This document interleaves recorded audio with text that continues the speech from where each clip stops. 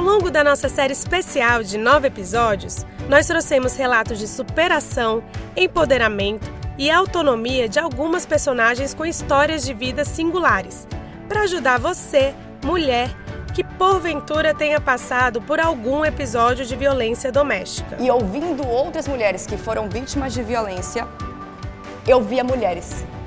As falas da Andressa, da Muriel, da Livinha, da Kelviane, da Vanessa e de tantas outras profissionais envolvidas nesse projeto não podem ser esquecidas.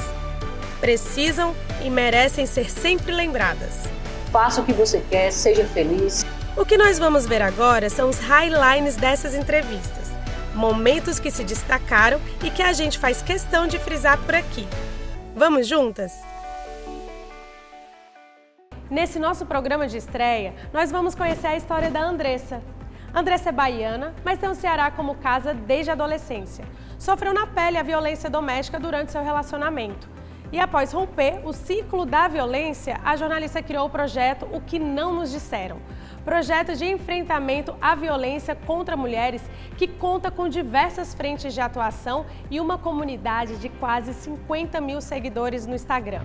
Eu não sei dizer se a gente supera, porque a superação para mim tem muito mais a ver com um desafio que nos é proposto do que uma violência que nos é imposta, mas eu sei dizer que é possível ressignificar. A gente não conversava sobre esse assunto quando aquilo me aconteceu. Eu sou jornalista de formação e quando a gente vê a matéria sobre a mulher vítima de violência, é na perspectiva da violência física, né? Uma mulher que foi estrangulada, o feminicídio, mais uma mulher que foi saqueada. Então, na perspectiva daquilo que deixa a marca visível aos olhos, a marca do olho roxo. As campanhas também são assim. Então, Andressa tinha uma história antes da violência, Andressa sofreu violência, mas e quem era eu? Porque ainda temos essa cultura da mulher vítima de violência ser uma mulher vítima de violência e só. E eu era vítima de violência, ou seja, eu não era nada, eu era um número, eu era mais uma. E eu precisei conversar com outras mulheres. Acho que é a coisa do jornalismo é de conhecer pessoas e de ouvir. Sendo que isso é uma parte da vida dela, não é definidora da identidade dela, não é quem ela é no mundo, ela já teve tantas outras experiências. Sendo que eu não duvido, isso eu nunca nem conversei com a Andressa, mas eu não duvido que se o agressor passar do outro lado da rua, que isso de alguma maneira não a retraia, que isso de alguma maneira não remeta às más memórias. Aí a pessoa pode pensar, então eu não superei. Não, eu tenho um instinto de sobrevivência, eu quero distância do que de alguma maneira já me pôs em perigo e eu não quero que me coloque de novo. Porque as pessoas confundem às vezes perdoar com reconciliar. Então não, eu perdoei, mas eu não quero reconciliar. Não, eu superei, mas eu não quero ver nem a 1 quilômetro de distância, eu vou continuar com a minha medida protetiva. Então são muitas questões que essa mesma palavra pode confundir. Agora, até assim, um exemplo que pode parecer bobo, mas que eu gosto de dar, quando a gente pensa naqueles filmes, os soldados, eles voltam da guerra, nossa, que bom, venceram a guerra, sobreviveram. Mas isso não quer dizer que eventualmente não possa ter um pesadelo, que eventualmente quando escutem o mesmo barulhinho que escutaram ali de um tiro, que isso não desperte algo, de algo pós aquele trauma.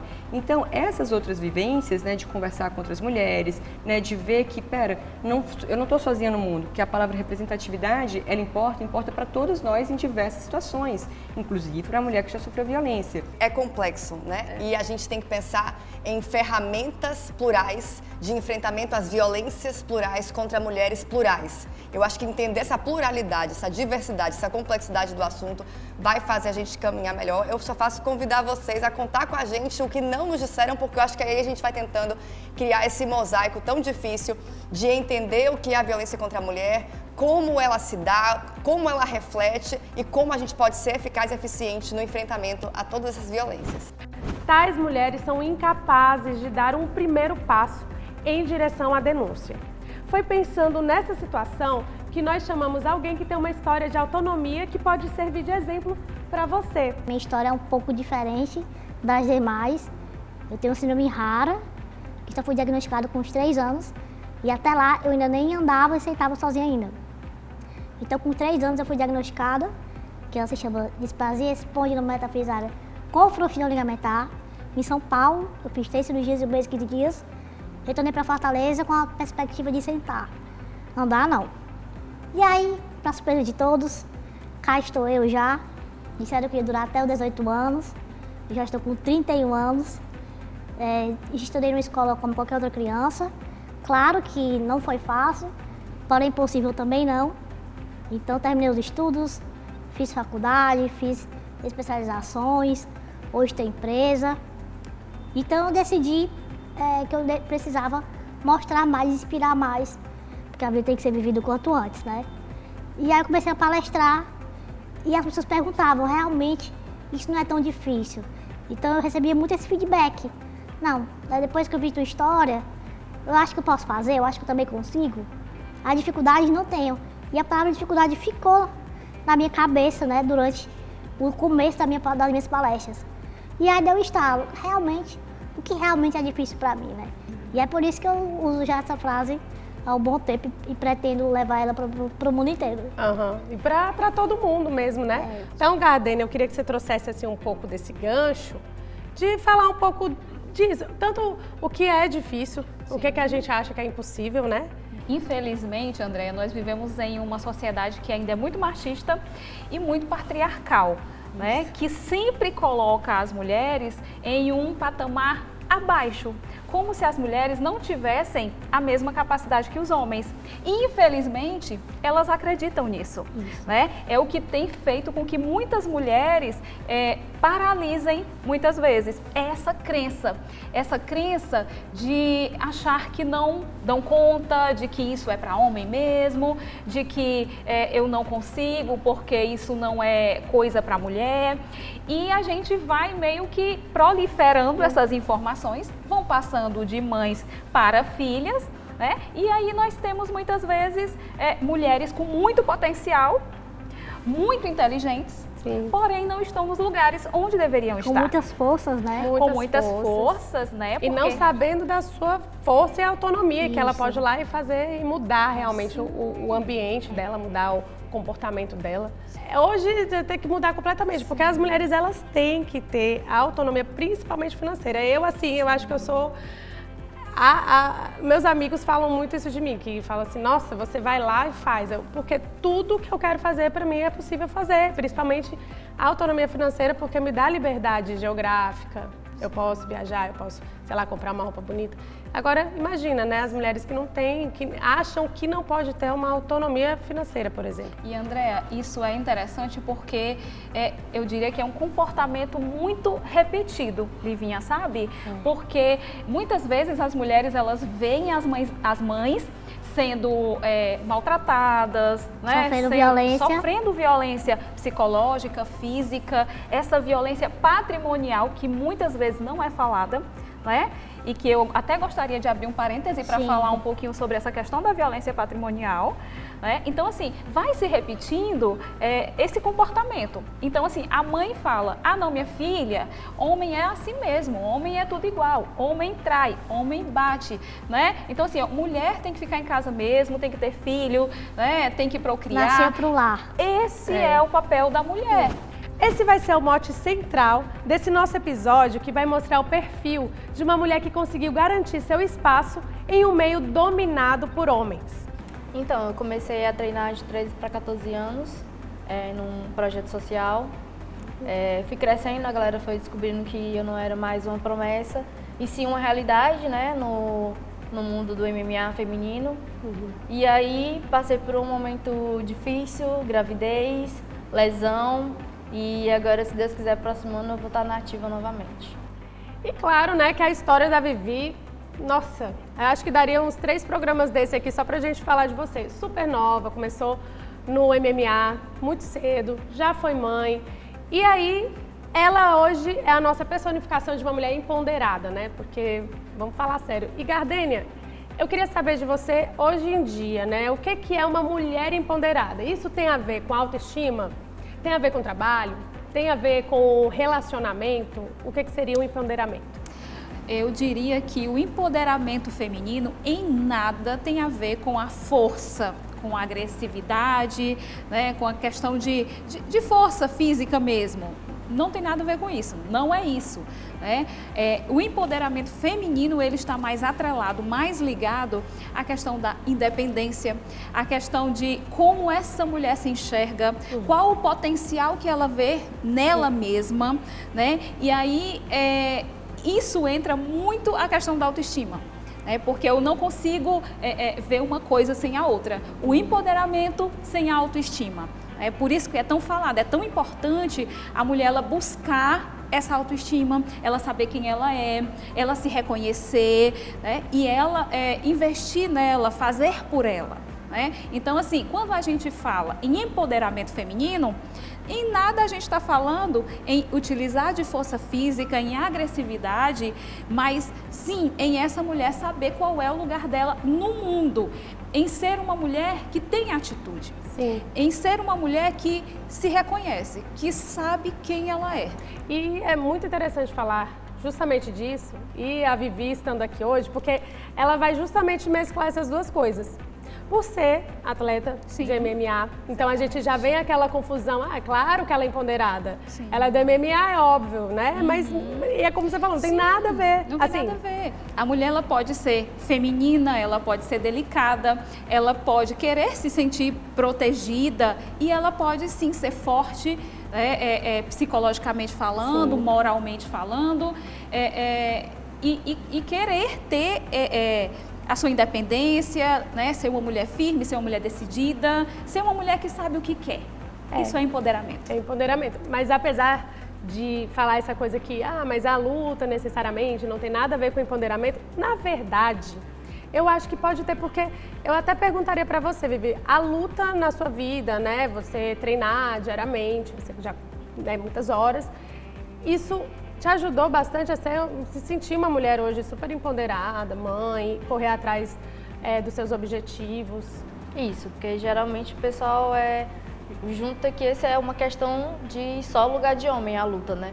E como ela falou, a mulher pode escolher onde ela quer estar, onde ela pode se sentir bem. Sim. E eu me sinto bem no mundo da luta. Nesse episódio, que vai levantar a bandeira da autonomia no que diz respeito à independência financeira de mulheres que sofrem com violência doméstica, vamos receber Madalena Matos. Ela é profissional de RH há mais de 30 anos, especialista em desenvolvimento humano, escritora, orientadora de carreira e chega para dirigir as mulheres sobre o que fazer para retomarem suas carreiras abandonadas. Com a gente também vai estar a consultora executiva de recursos humanos, Naline Carline. Ela tem MBA em gestão de pessoas e vai orientar aquelas mulheres que estão nesse processo de resgate da sua autonomia perdida. Sem dúvida, esse é um bate-papo que você não pode perder. Infelizmente, por mais que a gente tenha lutado, e que a gente luta muito, né, Naline? E a gente vê a dificuldade, o preconceito, o etarismo, que a gente está falando tanto, tanta entrevista, tanto livro. Eu tive até com a autora do livro de etarismo, e da importância que é da mulher ter o autoconhecimento. O que eu sou bom? O que eu sou muito boa? O que eu posso fazer de diferente? Tudo bem, eu dependo do meu marido ou do ex-marido, ou então eu voltei para a casa da minha mãe e eu dependo da minha mãe, mas o que eu posso fazer? Quando eu pergunto assim, o que você é muito boa? É isso que a gente às vezes tem que perguntar assim, o que eu posso fazer por mim? Por isso, é isso que você tem que ver. Por isso que eu digo assim, olha para você primeiro. Eu às vezes digo sempre gente, espelho não foi feito para só colocar batom, ou então para, no caso do homem, fazer a barba. Não. O espelho foi feito para você conversar com você. O que eu estou fazendo? Como é que eu posso mudar? O que eu posso fazer de diferente para entrar nesse mercado tão exigente? Não é não? É verdade. E é interessante isso que você falou, Madá, porque assim, isso é você reconhecer um talento. E não existe coisa mais difícil do que reconhecer um talento. Porque um talento é algo que você faz de forma natural, sem esforço. Aquilo você faz de uma forma tão fácil que você acha que todo mundo faz fácil. Então é isso, é você entender aquilo que você faz bem feito e às vezes pergunta para as pessoas. Às vezes o que você acha que você não consegue reconhecer o que você faz, porque é muito fácil para você fazer. Mas pergunte, eu né? Eu ainda digo mais assim, nós nascemos talento, tá dentro da gente, né? Porque eu digo sempre, nós somos imagem e semelhança de Deus. Então isso é muito importante, todos nós somos talento. Agora, nós temos que aprender a desenvolver. Mas imagina numa situação de uma mulher que às vezes passa por violência, né, doméstica, em casa, um casamento, física, psicológica, diversos, e ela não consegue mais nem se reconhecer, ela não consegue saber o que ela gosta, né? Porque ela já está naquele relacionamento, muitas vezes abusivo. E como que ela pode, eu não sei se já chegou para vocês casos assim de mulheres que, né, que sofrem esse tipo de violência e elas não sabem nem por onde começar em se recolocar no mercado. Olha, eu gosto sempre de indicar, porque, por exemplo, assim, eu estou no meu segundo relacionamento, né, meu segundo casamento, e no meu primeiro casamento é uma coisa que eu transformei um luto em alegria e remuneração, que é exatamente, né, eu fui traída. E eu falo sempre desse chifre, eu falo desse chifre para todo mundo. Por quê? Porque eu cuidei do luto. Então, quando a mulher sofre algum assédio, alguma coisa, seja qual for, foi demitida, acabou um relacionamento, o sexual, a agressão, tem que ter o luto, né? Então, esse luto, como eu passei, eu fiz terapia durante 6 anos, né? E é uma coisa assim que me ajudou demais, que eu sou divina, maravilhosa hoje, minha gente, por causa do tratamento que eu fiz.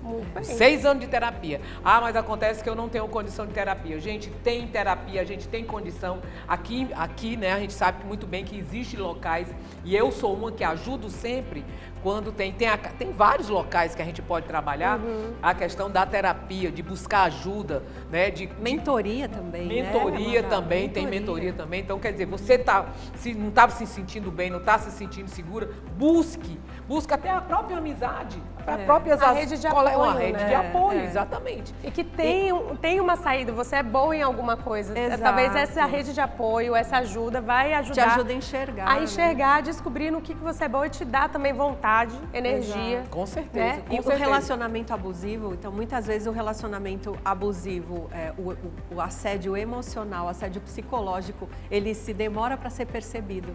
A mulher está infeliz e não está entendendo o que está acontecendo, ela não percebe que está num relacionamento abusivo. E eu digo isso com experiência, porque eu tive um namoro por 5 anos lá atrás, né, no outro século, enfim. Mas eu tive um namoro por 5 anos, que era um namoro onde eu precisava da validação para usar uma roupa, precisava da validação para saber se eu podia fazer aula de balé aos sábados, eu precisava da validação dele para tudo, e eu só percebi que era um relacionamento abusivo anos depois, quando isso virou assunto.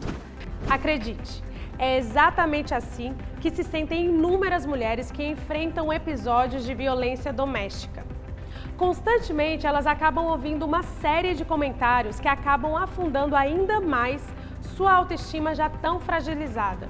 Eu tenho alopecia areata desde os 14 anos de idade e sempre fiz o tratamento e voltava o cabelo normal. Caía de novo, voltava. Mas aí eu casei, né? A vida continua, nada de cabelo caindo, tudo bem. Aos 26 anos começou uma crise conjugal no meu relacionamento. Daí os cabelos começaram a cair, acordava os cabelos no chão. E aí eu comecei a fazer o tratamento, busquei novamente o tratamento, mas não surtiu efeito. Dessa crise conjugal veio a separação e desde então venho passando por fases na minha vida. Passei um tempo usando peruca, passei um tempo usando boinas, chapeuzinhos, né? Tudo bem bonitinho. Agora tem 3, 4 anos que eu resolvi assumir, né, a alopecia areata de uma forma um pouco mais diferente, né? Que é justamente assumindo aqui a ser carequinha, né? Mas também não deixei de lado de ser a profissional, a mulher, né, a amiga, a companheira, de todas as classes, de todo mundo. Essa parte eu nunca deixei de lado. Então, sempre procurei realmente ser uma mulher independente de ter cabelo ou não. Nesse momento que você se destacava, isso chegava a te incomodar ou a te deixar mais forte? Porque às vezes quando a gente se destaca, por exemplo, eu me considero alta. Então quando eu uso um salto de 15 centímetros, eu fico com 1,85. Então quando eu chego nos lugares, geralmente as pessoas olham e falam assim, nossa, olha que garota alta. E isso me incomodava um pouco, porque eu não queria chamar muita atenção, eu queria passar desapercebida. E aí hoje eu simplesmente uso meu salto, saio e não ligo. Isso te incomodava ou te deixou mais forte? O que é que você fez? No começo é comum esses burburinhos, né? Principalmente onde você anda frequentemente.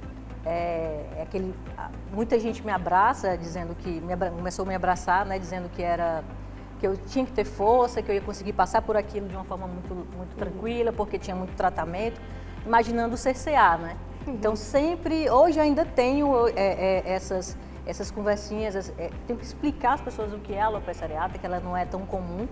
E aí, no começo, sim, eu me incomodava muito. Aí passou um tempo que eu deixei de me incomodar, e os meus amigos, né, as minhas parceiras, que acabavam dizendo assim, poxa, que pessoa chata.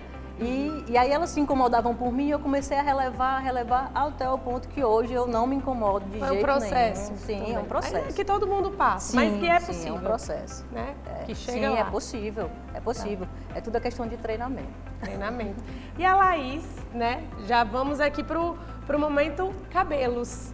Que dread maker, transista.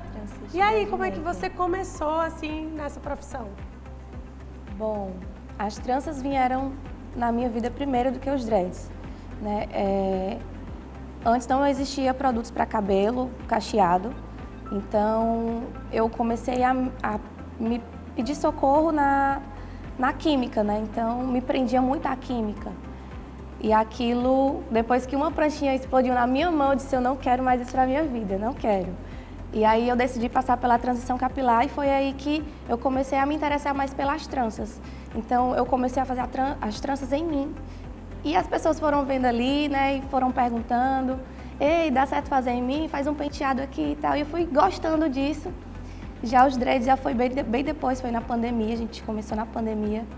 E ali eu vi que realmente eu consegui abraçar mais pessoas, né, e elevando a autoestima delas. Ao longo de uma série especial de 9 episódios, o Diário do Nordeste trouxe histórias de superação, empoderamento e autonomia de algumas personagens com histórias de vida singulares, para ajudar você, mulher, que porventura tenha passado por algum episódio de violência doméstica. Vamos juntas? Hoje o nosso bate-papo vai ser diferente. Nossa conversa vai ser sincera, direta e objetiva, tendo como foco falar com aquelas mulheres que sofrem violência doméstica, mas que não denunciam seus agressores. Então, Aline, eu já vou começar assim. Qual é o primeiro passo que essa pessoa que está em casa, que está nos assistindo, pode dar para sair de uma relação abusiva? Quando a mulher está decidida a denunciar, o primeiro passo é procurar uma delegacia da mulher, se na cidade em que ela mora já existir delegacia específica, delegacia da mulher, ou ela pode procurar a delegacia comum da cidade onde ela mora. No entanto, nem sempre a mulher já está decidida a denunciar. Às vezes ela ainda está em dúvida, às vezes ela nem tem certeza se está em um relacionamento abusivo, então ela está precisando de um outro tipo de acompanhamento, um outro tipo de serviço. E existem os centros de referência da mulher, existe toda uma rede de proteção que pode acolher essa mulher, prestar orientações jurídicas, psicossocial, fazer uma série de encaminhamentos. E essa mulher pode entender qual é o melhor caminho para ela, que pode ser sim a denúncia e aí ela procurar a delegacia para formalizar a ocorrência. Por isso que é importante a gente conversar sobre isso. Porque é totalmente possível, né? De estar lá. Inclusive a Nívia está aqui, que pode compartilhar mais sobre isso, por fazer parte de um coletivo de mulheres e que faz toda a diferença na comunidade, né? No dia a dia, que ajuda tanta gente. Exatamente, assim. Falar de violência contra a mulher é a gente também tratar o problema na raiz, né? Então, muitas vezes, esse processo para a mulher é muito solitário. Então, a gente precisa, é fundamental que essas mulheres se sintam acolhidas, que elas não se sintam sozinhas, né? Até porque todas nós já passamos por algum tipo de violência, seja física, seja moral, seja psicológica, patrimonial. É um assédio, é uma brincadeira que a gente não, muitas vezes a gente acha que é besteira, que pode passar, são pessoas muito próximas a gente, né? São os companheiros, são os amigos. Então, é muito difícil para a mulher enfrentar isso. Então, ela precisa se sentir acolhida. E uma das formas dessas mulheres se sentirem acolhidas, né? Uma dessas ferramentas são os coletivos de mulheres. Nesses últimos anos, né, as pesquisas mostram que os coletivos têm crescido, né? É uma forma que muitas mulheres mais jovens, também adolescentes, a gente vê também o surgimento de coletivos em escolas, por exemplo. Nós temos um coletivo, né, que é o Coletivo Marias. É um espaço onde a gente se encontra, né, para trocar, para se informar, né, para ter um processo formativo, porque a gente acredita que a educação é uma forma de transformação, né? Então, por isso que é tão importante a gente falar dessa questão do feminismo, de gênero, da violência contra a mulher dentro das escolas, desde muito cedo. Então, a gente faz esse trabalho formativo também dessa questão de ler feministas, né? Só depois de denúncias, ameaças de morte e de um grande processo judicial, ela conseguiu se ver totalmente liberta. Mas por que ela demorou tanto tempo para denunciar o seu companheiro? Como acontece o processo de encorajamento interno dessa denúncia? Com a gente também vai estar a psicóloga Camila Brasil, que vai explicar quais os primeiros sinais aparentes de um relacionamento abusivo. Acredite, essa conversa você não pode perder. Bem, a minha história de violência doméstica, ela começa na infância, né? E houve um processo de abuso sexual com o meu padrasto e depois desse processo eu entrei na fase da adolescência e muito cedo eu conheci o meu ex-marido, né, que é o pai dos meus filhos. Então, dentro desse processo, eu posso dizer que ele começou na minha infância. E ao longo da minha vida, eu vivi até o rompimento do processo da violência doméstica, né, que foram 17 anos de relacionamento e dentro desses 17 anos, alguns comportamentos que foram bem perceptíveis, né? Como essa coisa do controle, que sempre existiu muito, a coisa do ciúme muito exacerbado, sabe? O controle de com quem sai, as roupas, né? E todo esse contexto realmente de colocar você e enquadrar você dentro de uma caixinha, dentro de um formato, né? Que é o formato do outro de ser. Como não tinha muito estado de consciência, você não consegue dar nome às coisas, então você não sabe nem como sair, porque você não consegue identificar esse processo. Quando é que começa, quando é que é o meu limite para parar, né? E aonde eu tenho que dar o braço para poder romper esse ciclo da violência. E você tentou sair desse relacionamento durante os 17 anos que vocês passaram juntos? Sim, sim. Houve uma tentativa, acho que mais ou menos com uns 10 anos de relacionamento. Eu não estava preparada para que isso acontecesse, porque eu acho que para você romper o ciclo da violência doméstica, até como a Camila já tinha conversado em algum momento, você tem que ter a questão da rede de apoio, né? Então, terminar um relacionamento é uma coisa difícil, não é uma coisa fácil, mas você terminar um relacionamento com violência doméstica, você tem que ter a rede de apoio. Você tem que ter o poder judiciário te apoiando. Muitas vezes você precisa do apoio também da sua família, né? Se for uma pessoa que construiu, né? Teve uns filhos com esse relacionamento. Então, você vai ter que saber manusear isso direitinho para que você não... Na metade do processo, acaba todas as suas energias e você acaba voltando para o que era antes, porque tem até aquele ditado, ruim com ele, pior sem ele, né? Então, nesse contexto de estrutura familiar, muitas vezes você realmente volta para o processo. E o outro te promete, né? Inclusive, assim, uma das questões que é bastante delicada, não só o de reconhecer que você está nesse lugar, reconhecer que você está nesse movimento, para além disso, entender que você vai precisar pedir ajuda. Qual foi o momento que você realmente conseguiu sair dessa, começou a ter sua independência financeira, que começou a fazer diferença na sua vida, que você realmente conseguiu sair daquela situação? Nesse processo da volta do relacionamento, eu já estava mais madura, já era adulta, então constituí que eu precisava ter independência financeira, emocional, psicológica, porque se eu quisesse romper o ciclo, eu ia ter que estar preparada para isso. Se eu não estivesse preparada, esse ciclo não ia ter continuidade. Eu não ia conseguir conduzir a minha vida fora daquele relacionamento que tinha me levado a vida inteira, né? Eu tinha 2 crianças para cuidar, né? Eu tinha que me preocupar com a parte financeira. Eu sabia que o meu padrão de vida ia cair muito, né? E isso é importante. A gente não pode romantizar a coisa de qualquer pessoa pode sair do ciclo da violência doméstica.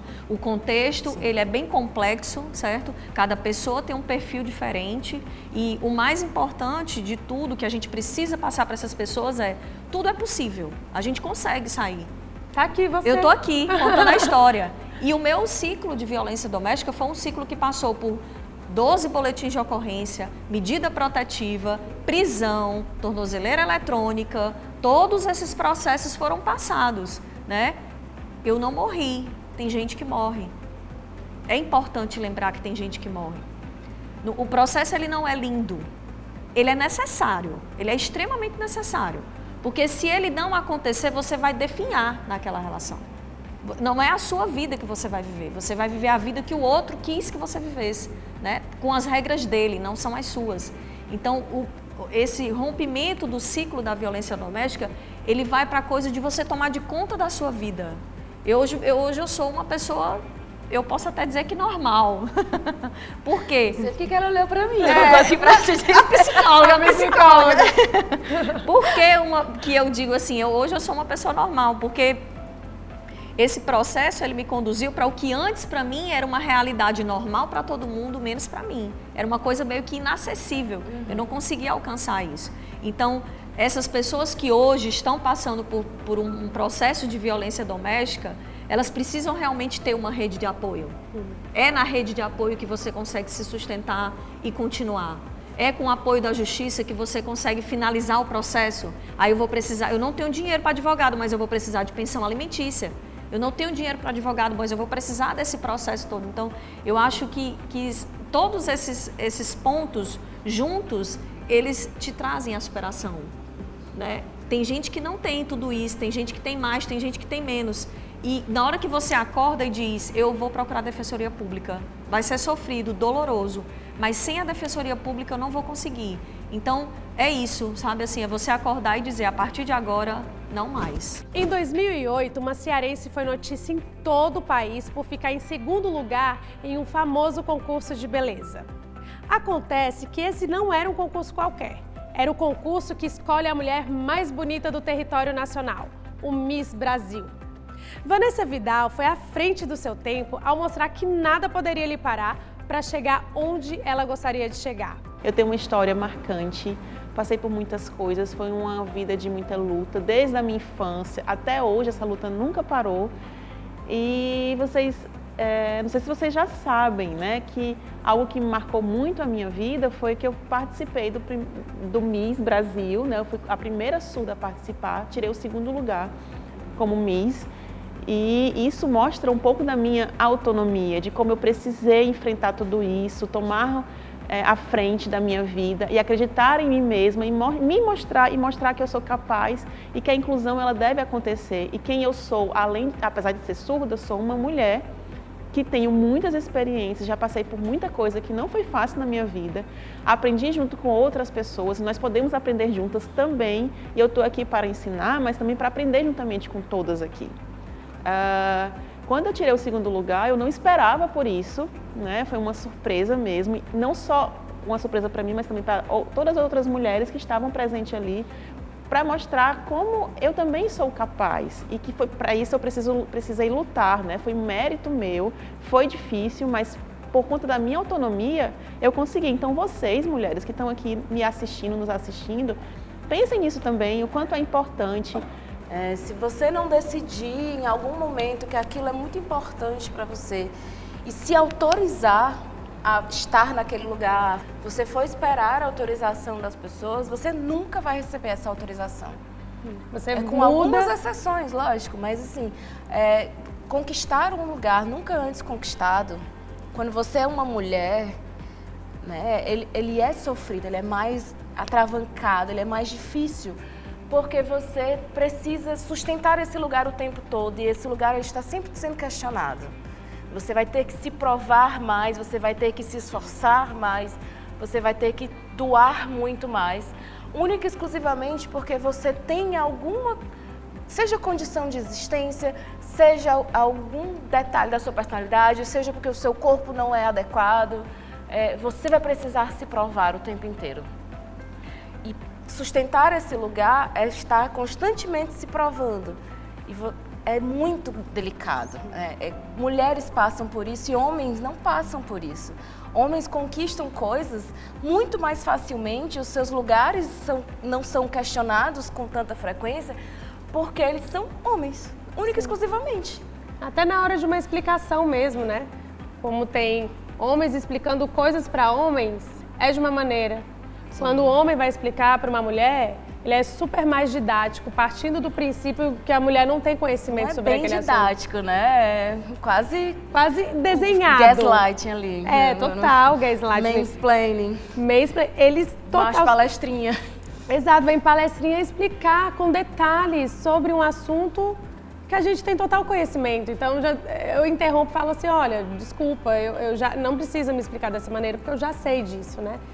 Porque, de fato, as mulheres, homens têm essa sensação de se sentir menos superiores às mulheres. Então, eles têm facilidade, acesso a se comunicar, a resolver situações, porque ninguém o interrompe, ninguém atrapalha, não tem bloqueios nesse caminho que ele percorre. As mulheres não. Nós precisamos procurar meios, nós precisamos ter muita paciência para poder sempre se colocar e se colocar de uma forma que a gente seja respeitado, porque se a gente for um pouquinho mais agressiva, isso é invalidado.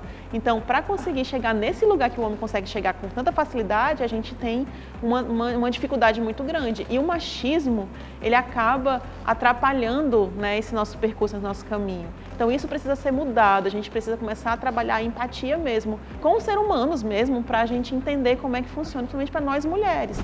Imagine então essa história. Uma menina vendia verduras em uma feira livre quando se deparou com um processo seletivo de um circo-escola que estava selecionando crianças para suas novas turmas na periferia de Fortaleza. Ao saber que, se selecionada, teria direito a um lanche todos os dias, além de, é claro, aprender números de circo, não pensou duas vezes. Se inscreveu e foi selecionada. Bom, minha história é uma história de uma menina bailarina, muito corajosa, muito sonhadora, mas uma menina de muita fé, apesar de uma infância muito pobre. Com 5 anos, quando eu fui vender verdura, né? No meio dessa necessidade muito grande, eu tinha que fazer alguma coisa para ajudar em casa. Então, minha mãe e meu pai sempre incentivaram muito a gente a trabalhar. Então, quando eu entrei no circo, né, eu fui perguntar se tinha comida. Não fui pelo que eu sabia o que era aquele lugar, aquela lona colorida. Eu fui mais pela necessidade de saber o que era aquilo e se aquilo ali tinha algum lugar, né, alguma coisa que pudesse me fazer bem. Você acha que essa visão assim da necessidade te fez olhar para o seu redor, para tudo, né, com olhos de oportunidade? O que é aquilo ali pode me oferecer? O que é que aquilo ali pode transformar a minha vida? Imagina só, uma menina de 5 anos de idade, o que os pais fazem? Incentivar a criança a estar na escola, né? Na minha realidade, naquele tempo, era trabalhar. E aí, com essa entrada no circo, veio a dança, veio o teu instituto, veio a Cibele também como uma das suas primeiras alunas. Então, conta um pouco dessa história do Instituto, um pouco de você, Cibele, a sua participação lá. Hoje, tenho uma certeza imensa do que o Instituto ele nasceu exatamente por isso, né? Por aquela trajetória lá do começo, daquela menina com 5 anos, sem saber o que fazer, mas eu queria muito alguma coisa. E que hoje o Instituto ele traz isso, ele transborda isso, ele transmite isso, né? Então, ver a Cibele hoje gerenciando o Instituto, tomando decisões, né? Tomando frente de situações que o Instituto passa, faz com que realmente uma ligação legitime tudo que aconteceu lá atrás, né? Eu me sinto muito privilegiada e honrada, né, por ter conseguido entrar no Centro Cultural do Bom Jardim. Eu ganhei a minha inspiração de vida, que aí foi a partir desse momento que abriu as portas realmente e eu consegui enxergar através daquela janela do bairro onde só era colocado que você só ia ter miséria, não ia ter oportunidade. E hoje eu chamo ela de tia, né, porque eu já estou com ela há 15, 16 anos. E é uma inspiração muito grande para mim, né? Não só desse lado profissional, né? Com a história, com a trajetória, com a disciplina que ela tem, mas por esse lado humano, né? Porque aí a partir do Centro Cultural eu realmente quis trilhar essa trajetória do Instituto junto com ela. Então ela não é inspiração para mim só na questão do trabalho, mas como ser humano mesmo, né? Ela pegou para ela, retribuiu, e hoje eu estou conseguindo retribuir para os alunos, para a minha equipe, né? Que hoje eu faço a coordenação do Instituto dos Professores, do Polo Cultural. Então essa inspiração, ela cresceu para mim de uma forma sobrenatural. Hoje eu tenho minha casa, hoje eu tenho minha família, hoje eu consigo ajudar meus pais, tudo por ela, né? Hoje eu sou formada. Então se eu não tivesse entrado no Centro Cultural, eu jamais seria o que eu sou hoje, né? E Catiana, eu queria saber sobre as crianças, né, que frequentam o seu instituto. Elas levam para você esses casos de violência doméstica que acontece diariamente na casa delas? Levam bastante demanda, sim, porque a gente percebe essas violações de direito muito grandes. Temos casos de coisas absurdas, né? Do marido deixar R$5 para a mulher passar o dia todo para comer. Nós temos uma questão de violência doméstica muito grande.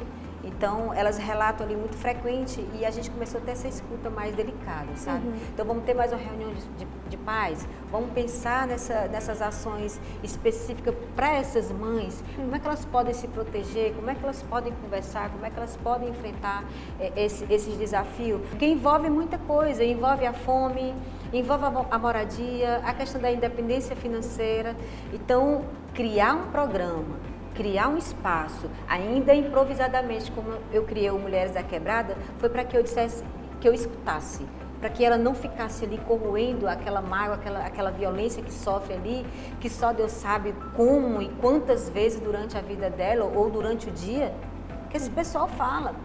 Então, dar oportunidade para essas mulheres, né, terem um objetivo de vida, de sonhar. Ao longo de 9 episódios, nós resolvemos conversar sobre autonomia, empoderamento e superação. Todas as nossas conversas tiveram um único intuito: te mostrar que é possível mudar e que é possível sair da situação que você está. Se fizemos você pensar diferente em pelo menos uma dessas conversas, então nós fizemos certo, pois conseguimos plantar a semente da mudança dentro de você. Obrigada por ter nos assistido. Obrigada por ter chegado até aqui. Agora é com você. Mas lembre-se, você não está só. Aqui todas importam e ninguém fica para trás. Nenhuma menos. Eu sou Andréa Feijó e torço por você. Até mais. Nenhuma menos. Realização Diário do Nordeste. Patrocínio Assembleia Legislativa a serviço da cidadania.